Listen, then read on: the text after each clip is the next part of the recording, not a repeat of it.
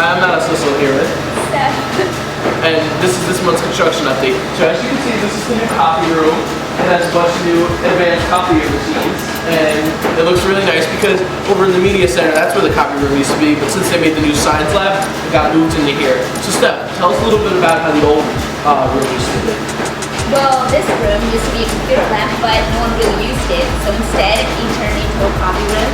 And here we have Julio who copies for us. Yeah, Julio. Alright.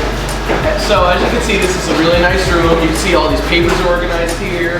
And as we speak now, all these machines are printing out their copying papers, and it's a really nice room. Well, that's all the time we got for this month's construction update. I'm Matt and Stef. And Stef. We'll see you next time.